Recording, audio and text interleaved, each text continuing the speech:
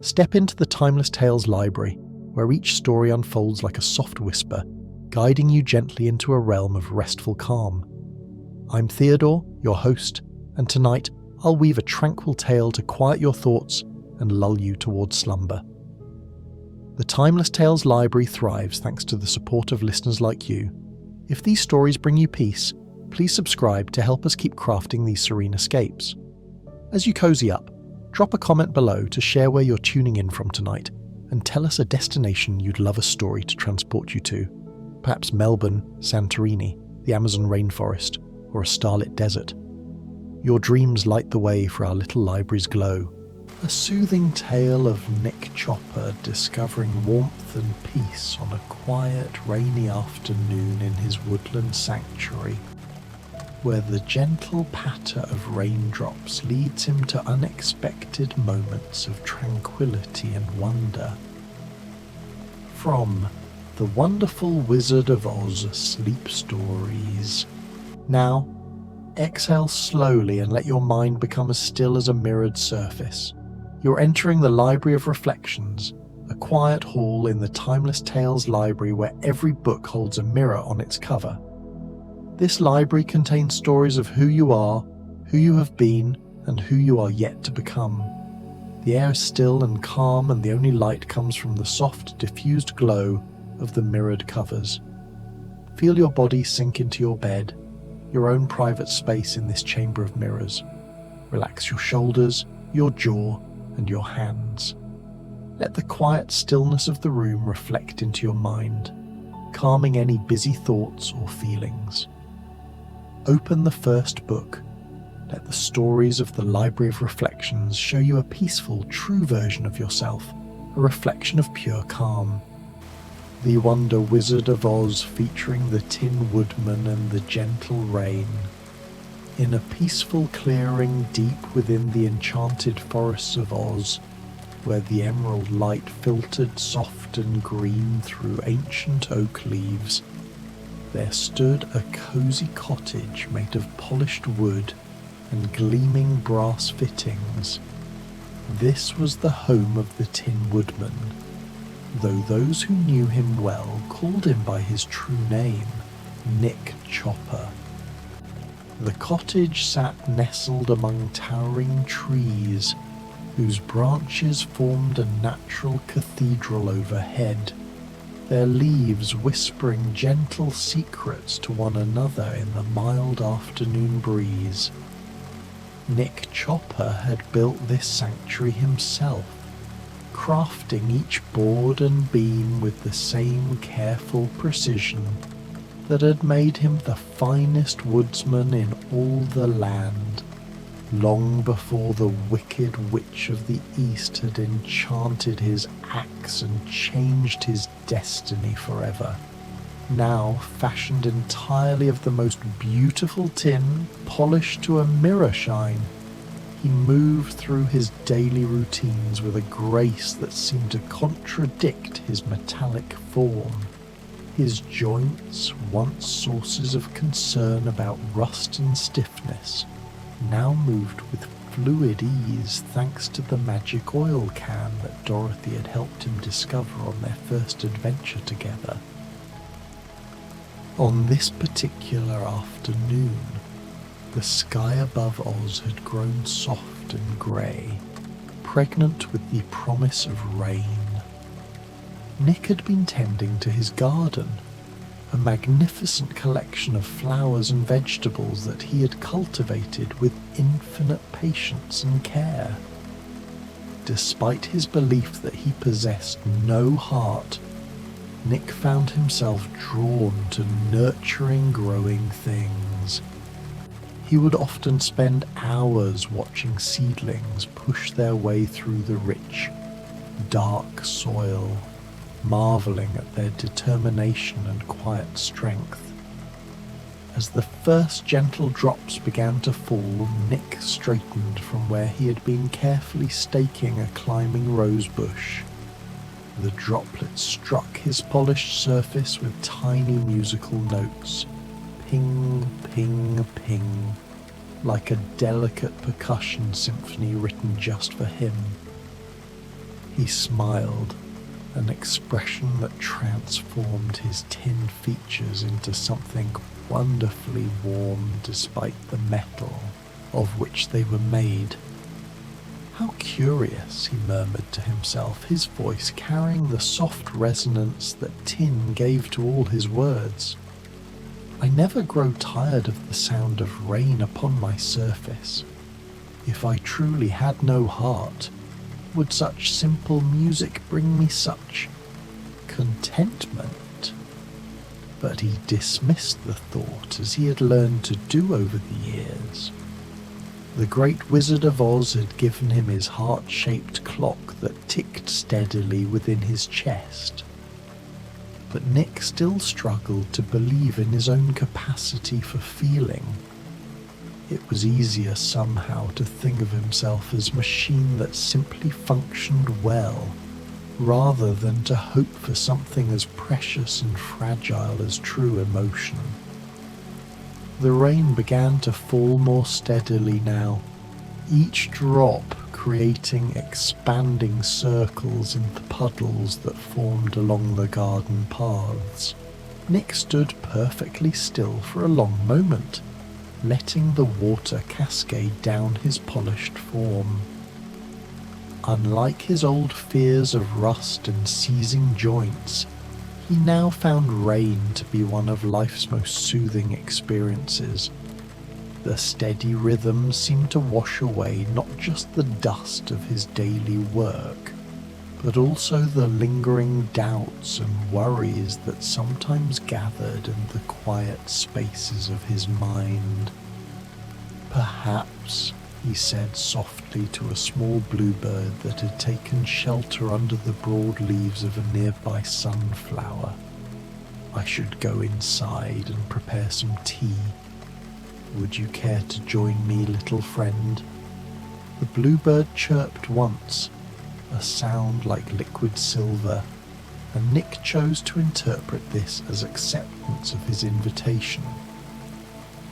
He moved with unhurried steps toward his cottage, his metal feet making soft sounds against the wet flagstones of the path. The door, painted a cheerful yellow to match the Kansas sunflowers that Dorothy had described to him, opened with a gentle creak that he had never bothered to oil away. It was a sound that meant home.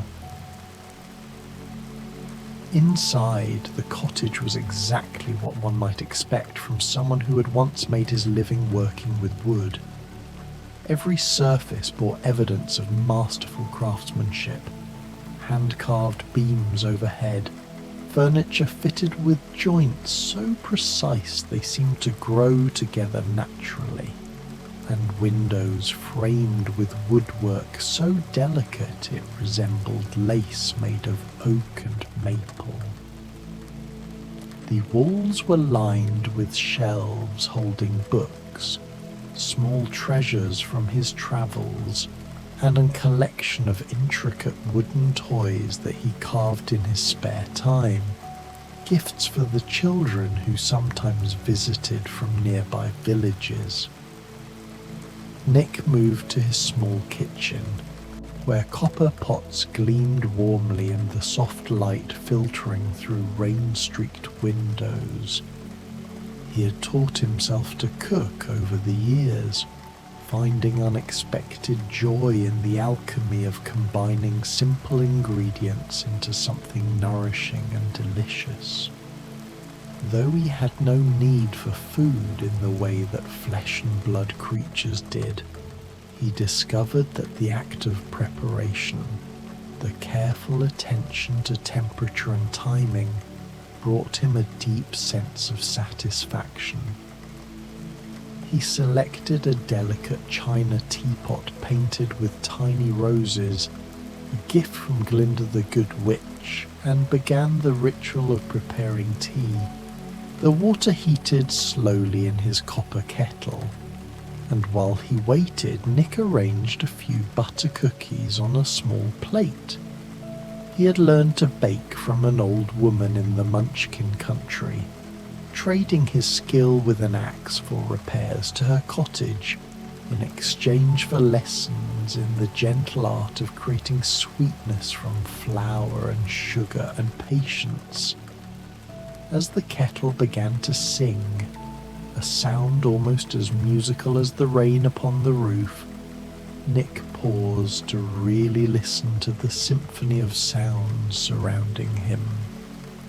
There was the bubbling whisper of water coming to a boil, the steady percussion of raindrops against the windows, the distant roll of gentle thunder that seemed to hum in harmony with the ticking of his heart clock, and underneath it all, the profound silence that only came with complete peace. The tea he chose was chamomile, grown in his own garden and dried in careful bundles that now hung from the kitchen beams. As the hot water poured over the golden flowers, their sweet, apple-like fragrance filled the air, mixing with the clean smell of rain and the faint scent of beeswax polish that kept his wooden furniture glowing warmly. Nick carried his tea service to the sitting room, where a comfortable chair sat positioned perfectly to look out upon the garden. The chair had been another of his creations, carved from a single piece of ash and fitted with soft cushions in fabric the colour of spring leaves. He settled into it carefully, his metal form finding familiar comfort in the curves he had shaped with his own hands. From this vantage point, he could watch the rain transform his garden into something even more magical than usual. The drops clung to rose petals like scattered diamonds, and the leaves of his vegetables seemed to drink in the moisture with visible gratitude. A small family of rabbits had taken shelter under the broad leaves of his pumpkin plants, their fur dark and sleek with rain. Nick smiled at the sight, making a mental note to leave extra lettuce near their favourite hiding spot. "If I had no heart," he murmured, cradling his teacup in hands that, despite being made of tin, seemed to hold it with infinite gentleness, would I find such joy in watching over these small creatures? Would I take such pleasure in their safety and comfort? But again, he gently set aside such questions. Whether or not he truly had a heart was less important, perhaps, than the fact that he continued to act as if he did. Dorothy had once told him that the wizard's gifts were never truly gifts at all, but simply recognition of qualities that had always been present. But Nick found such ideas difficult to accept. It seemed too wonderful to believe that his capacity for kindness and care was real, rather than simply the result of particularly fine craftsmanship. The afternoon stretched on in perfect contentment. Nick sipped his tea and watched the rain paint ever-changing patterns on his windows. Sometimes it fell in steady vertical lines. Sometimes it swirled in gentle spirals when caught by the breeze, and sometimes it seemed to dance in place, each drop suspended for a moment in mid-air before joining its companions on the glass. As his teacup emptied, Nick rose and moved to a small wooden chest that sat beneath one of the windows. Inside, wrapped carefully in silk cloth, was his most treasured possession.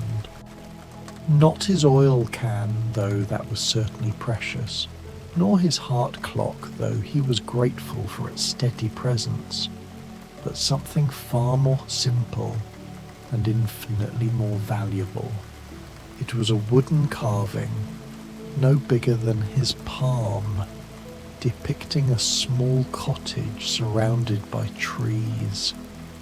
Dorothy had made it for him during one of her visits to Oz, working with one of his smaller knives and a piece of apple wood, her tongue caught between her teeth in concentration as she tried to capture the essence of his home. The proportions were not quite perfect, and the details were simple, but it held something that all his own masterful carvings could never possess. It had been made with love, specifically for him. Nick held the little carving gently, running his tin fingers over its familiar curves and angles. Dorothy had presented it to him on a day much like this one, when rain had kept them all inside and she had grown restless with the forced inactivity.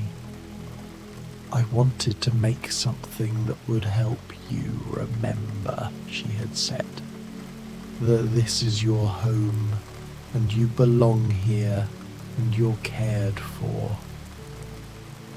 The memory of her words still had the power to make something deep within his chest cavity, something that had nothing to do with clockwork, feel warm and full. He set the carving on the small table beside his chair and returned his attention to the rain, but now he felt even more settled, more at peace. The storm, if it could even be called that, was one of the gentlest Nick had ever experienced. There were no harsh winds, no dramatic lightning displays, just the steady, nurturing presence of water falling exactly where it was needed most. His flowers seemed to straighten under its touch, and the leaves of his trees took on an even deeper, richer green. Even the air itself seemed cleaner, carrying the sweet scent of wet earth and growing things. Nick found himself growing drowsy, something that still surprised him, as he had not realized that tin men could experience such human sensations. But the combination of the warm tea, the rhythmic sound of rain, and the deep contentment that filled his shining form was having an undeniably soporific effect. His eyelids, crafted by the tinsmith with the same care as all his other features, began to feel heavy.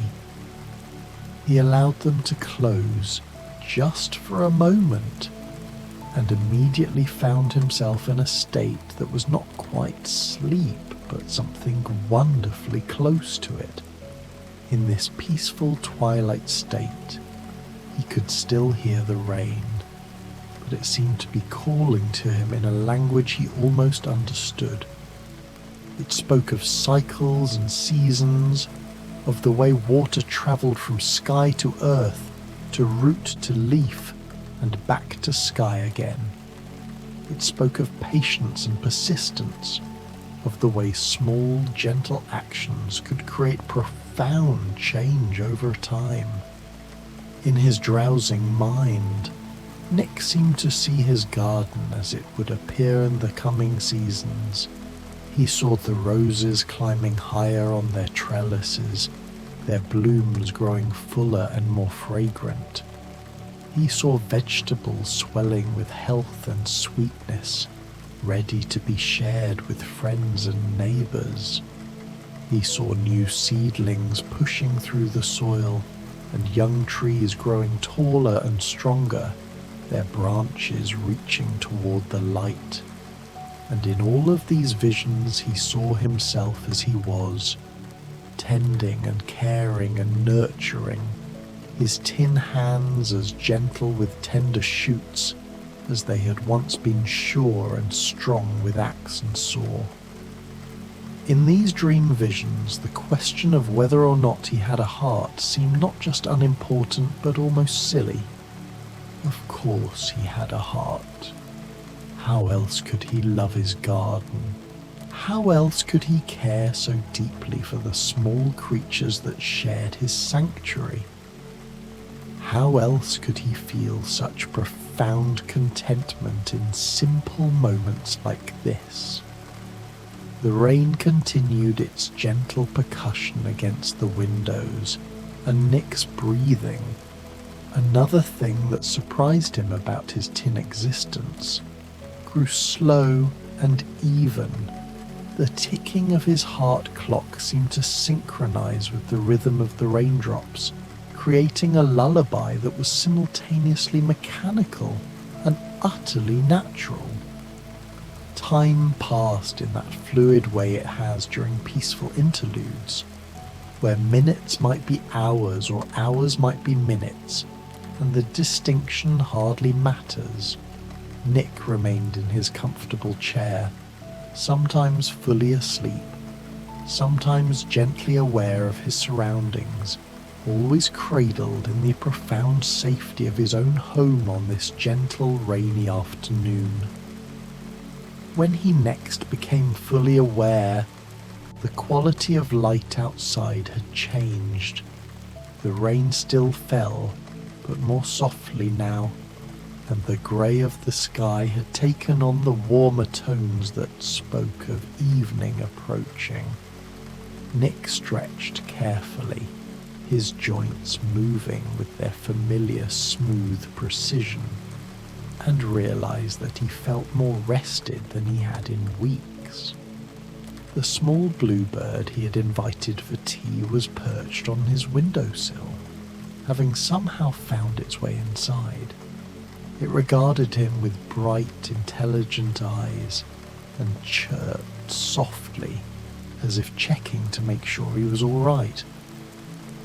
Nick smiled and rose from his chair, moving slowly so as not to startle his small guest.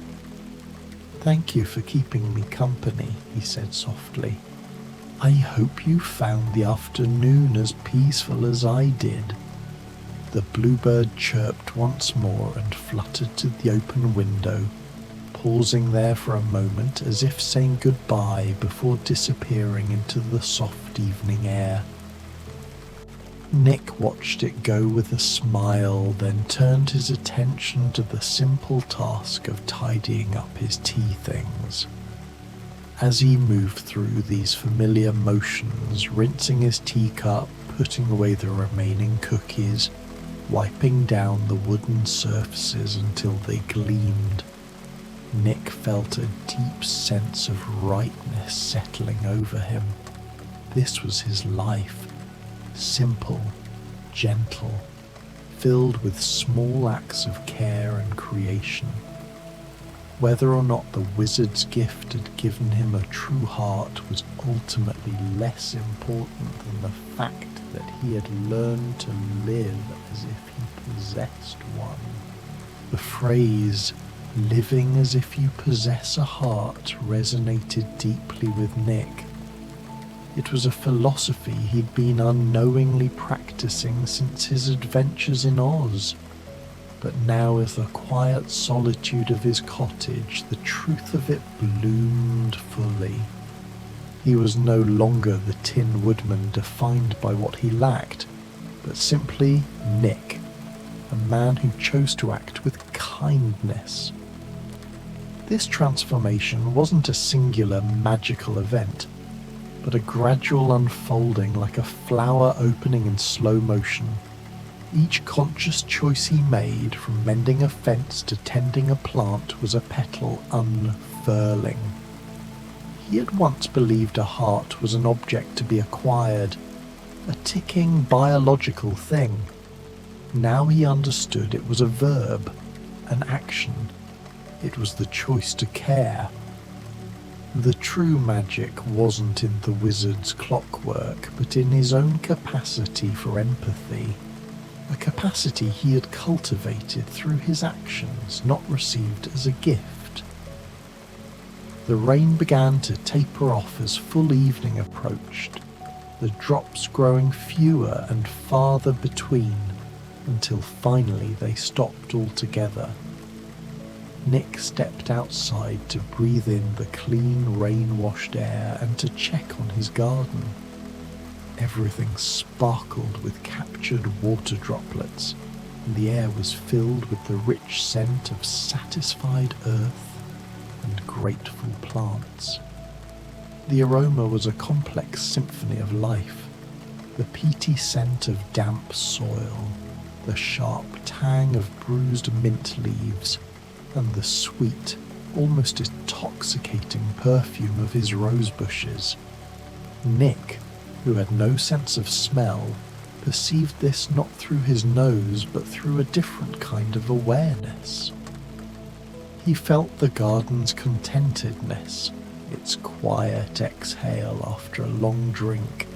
The world seemed to shimmer, bathed in a new, gentle light. This sensory experience, this intimate communion with nature, was more profound than any grand spectacle of magic he had ever witnessed. It was in these small, everyday moments that he found his own humanity, a sense of connection that transcended the physical limitations of his tin body. His rabbits had emerged from their shelter and were now grazing contentedly among the lettuce rows, their movements unhurried and peaceful. A few other creatures had also appeared, a family of field mice who had learned that Nick's garden was a safe place, a turtle who had somehow made its way here from wherever turtles lived in Oz, and even a small fox who watched everything with bright, curious eyes from a respectful distance. This menagerie of creatures wasn't an accident. It was a testament to his character. Animals, he had learned, were astute judges of spirit. They had no preconceived notions of what a man should be, no judgment of his metallic shell. They saw only his gentle nature, his quiet generosity. The trust of these small, vulnerable beings was a profound affirmation for Nick. It was a tangible sign that his cottage was more than a structure of wood and stone. It was a sanctuary, a haven built not with walls but with kindness. The fox in particular intrigued him. It was a wild creature, wary by nature, yet it had chosen to observe him, to be near his sphere of influence. This silent, respectful presence was more meaningful to Nick than any spoken praise. It was a sign of mutual acknowledgement, a shh, checking to make sure none had been damaged by the weight of the rain, adjusting stakes where needed, and simply enjoying the sight of his garden refreshed and renewed. Everything seemed to glow with vitality, from the smallest herb to the tallest sunflower. The very air seemed to shimmer with contentment. The care he took was not a chore but a form of conversation. He spoke to his plants not with words but with his hands, his touch, his quiet attention. This was his art, his masterpiece. Each leaf he gently lifted, each stem he propped up was an act of creation, a collaboration with nature. His garden was a living canvas, and he, the artist, felt a deep satisfaction in its beauty. He saw in his plants a reflection of his own journey, their resilience after a storm, their patient growth toward the light. He had learned from them that even after being buffeted by hardship, life could return with renewed vigor and beauty. As he worked, Nick found himself humming, a low, melodious sound that seemed to resonate through his tin chest in a most pleasant way.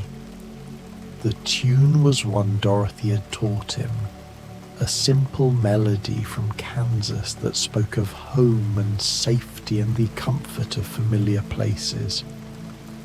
He had never been to Kansas, of course, but Through Dorothy's descriptions and her gentle song, he felt as though he knew it well.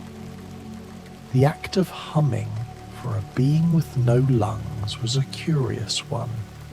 It was a vibration, a resonance that he felt more than heard.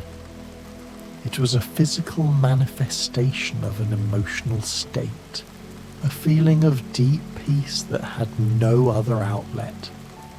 The song, Dorothy's song, was a tether to his past, a reminder of the friends who had guided him on his journey. It wasn't just a tune, it was a narrative, a story of friendship and a quest for belonging. Though he had found his home in Oz, the song connected him to a different kind of belonging, a spiritual home found in the shared experiences of those he loved. The last of the daylight was fading when Nick finally finished his tour of the garden. He stood in the center of the space he had created, surrounded by the fruits of his patience and care, and felt a deep sense of completion wash over him. This was what happiness felt like, he realized. Not the wild joy of adventure or the excitement of discovery, but this profound contentment, this sense of being exactly where and who he was meant to be. This revelation was a quiet tsunami. He had spent so long chasing an external validation, a heart from a wizard, a grand purpose in a grand quest, only to find that true happiness was an internal state, a quiet confidence in his own worth. This wasn't a eureka moment, it was a moment of grace, a settling of the soul. He was not a hero of a fairy tale, but a man living a life of quiet dignity. And that, he realized, was the truest form of heroism. As he turned to go back inside, Nick caught sight of something that made him pause. There, on one of his rose bushes, a single late-blooming flower had opened during the afternoon's rain. It was perfect in its simplicity. Soft pink petals, still heavy with water droplets, releasing a fragrance so sweet it seemed to perfume the entire evening air. Nick approached the rose carefully and leaned down to breathe in its scent. As he did so, one of the water droplets fell from a petal and landed squarely on his chest, right over the place where his heart clock ticked steadily away. The droplet was warm from the day's gentle temperatures, and as it struck his polished surface, Nick could have sworn he felt something stir deep within his chest. Something that had nothing to do with clockwork and everything to do with wonder. The water droplet was a catalyst, a moment of profound symbolism. It was a piece of the world, of nature, of life itself, touching the very core of his being. This wasn't a magical spell or a grand miracle, it was the simple, beautiful truth that he was a part of this world, not a detached observer. The stirring he felt was not a mechanical pulse, but an emotional one, a rush of awe and gratitude. It was the feeling of being alive. Perhaps, he whispered to the evening air, the question isn't whether I have a heart, but whether I have the courage to trust the one I've always had. The thought was both frightening and wonderful, like standing at the edge of a vast, beautiful country that he had always wanted to visit but had never dared to enter. But as he stood there in his garden, surrounded by the evidence of his own capacity for nurturing and care, watched over by the small creatures who had come to trust him, breathing air that still carried the sweetness of the afternoon's gentle rain. Nick felt that courage beginning to bloom within him like one of his own roses. The courage to trust himself was the final piece of the puzzle. He had always sought validation from others, a declaration that he was worthy of a heart.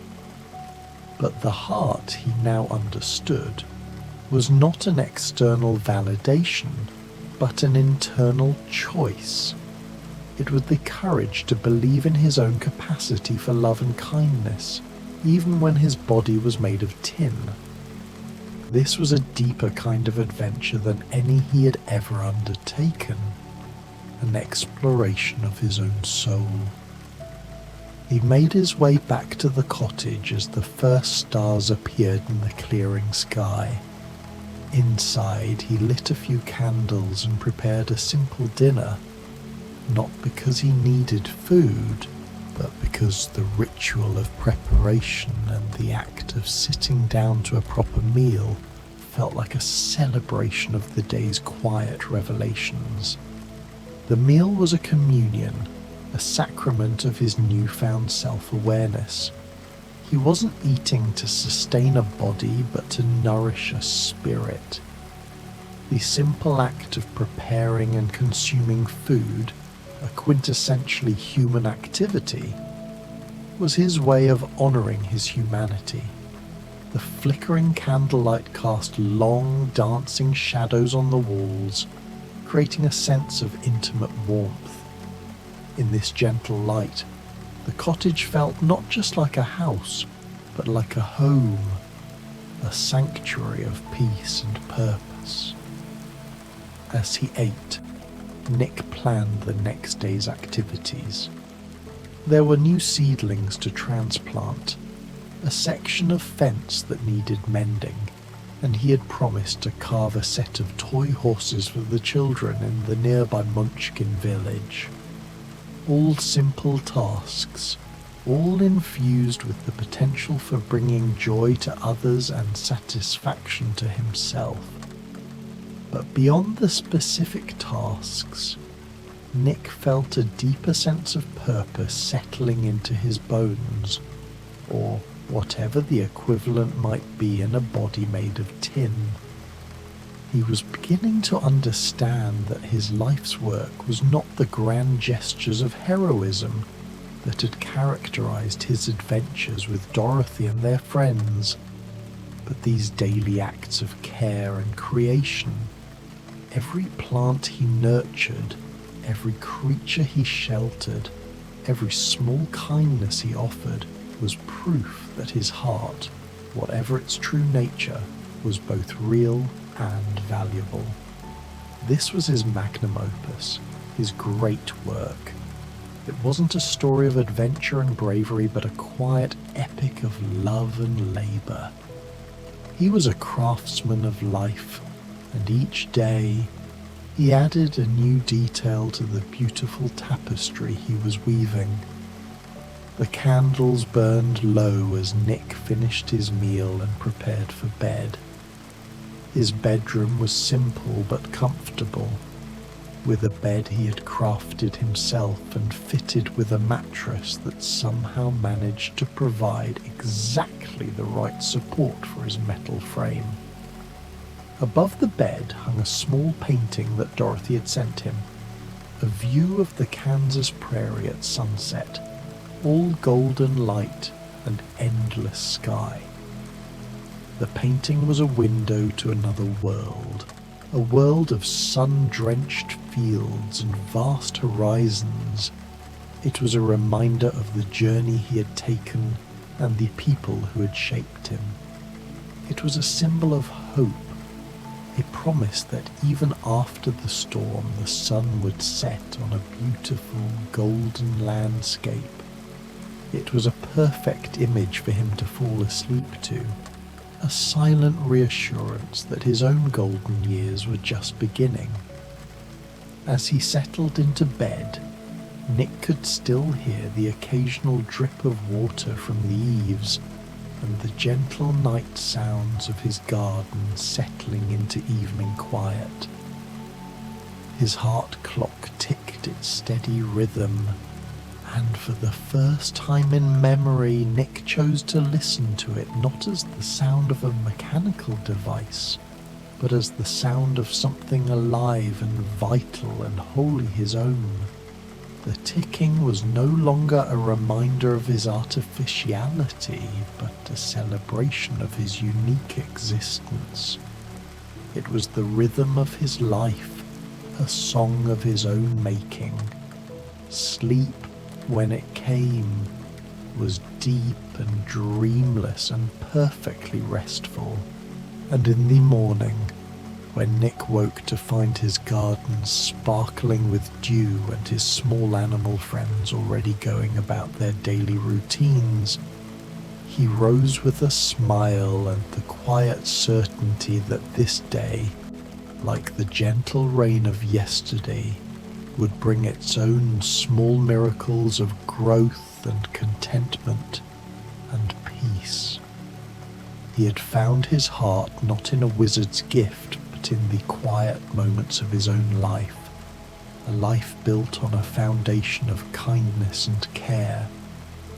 The cottage stood peacefully in its clearing, surrounded by the fruits of love and labour, home to a tin man who was finally beginning to understand that the heart he had always sought had been beating within him all along. Not in the clever clockwork the wizard had provided, but in every act of kindness, every moment of wonder, every gentle choice to care for the world around him. And in that understanding, Nick Chopper found the deepest rest of all, the rest that comes from knowing, finally and completely, that you're exactly who you are meant to be, and that you are home.